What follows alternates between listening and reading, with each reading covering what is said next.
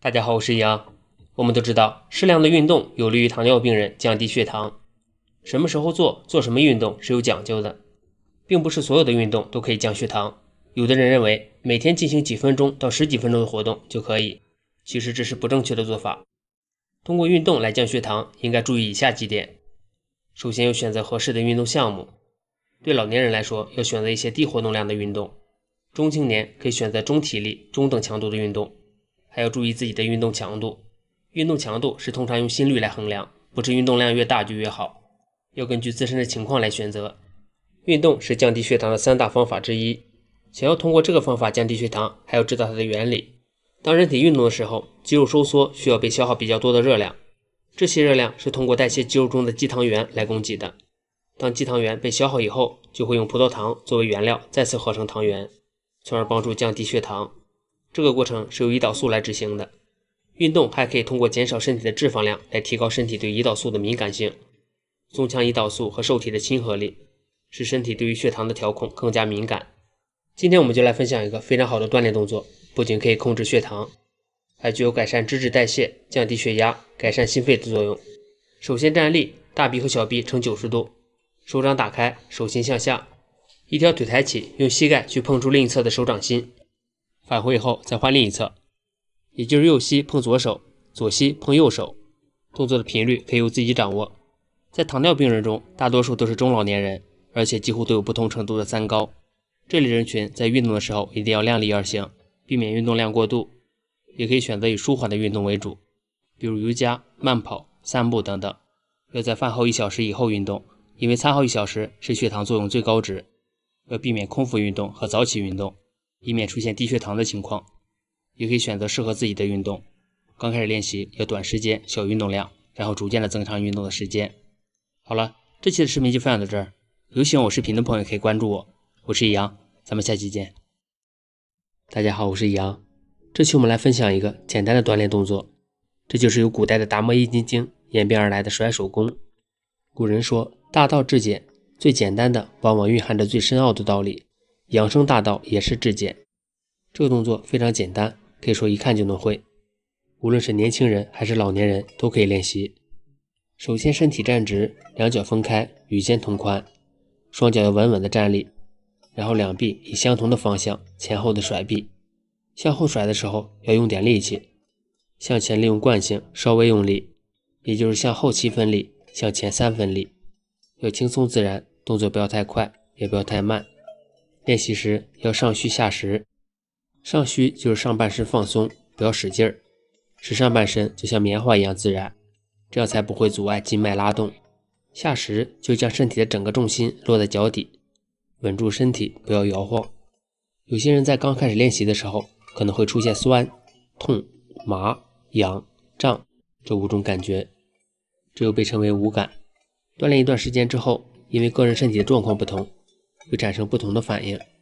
练习时要全身放松，因为十指连心，很快就能够气达末梢。有一些肩膀酸痛的人，在练习一段时间之后，就会得到很好的缓解。这是因为通过甩手可以使气血更加流畅。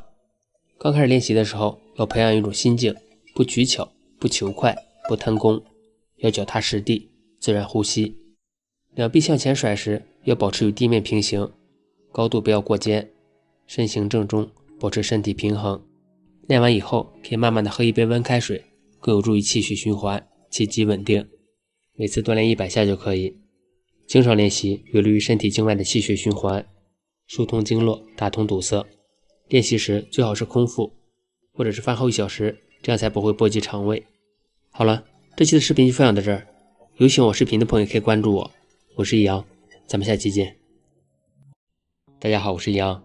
跑步是一项非常好的有氧运动，可以提高基础代谢，加速脂肪燃烧，还能够锻炼心肺，增加肺活量。但是有些人腿脚不方便，或者没有时间出去跑步。今天我们就来分享一个和跑步有异曲同工之妙的运动方法，这就是臂跑。顾名思义，也就是摆动我们的手臂来代替跑步。它比其他的运动更加温和、安全，对髋关节、胯关节也是零损耗。经常练习可以加速体内脂肪、糖和蛋白质的分解，提高心肺功能，减少外周血液循环的阻力，从而减轻心脏工作的负担。其实臂跑也不只是甩甩手臂而已，下面我们就来分享2个动作，一个是摆臂跑，另一个是飞翔。首先我们来说第一个，摆臂跑。自然站立，两脚分开，微屈膝，上身挺直，两臂像跑步一样前后的摆动，幅度要大，速度不要太快，也不要太慢，双脚要紧抓地面，保持身体平衡。这个动作虽然看着简单，但是运动一会儿就会大喘吁吁。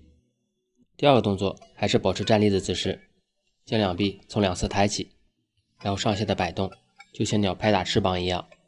臂跑之所以适合老年人，是由于它的运动量不大，接近现代养生学提倡的温和运动标准。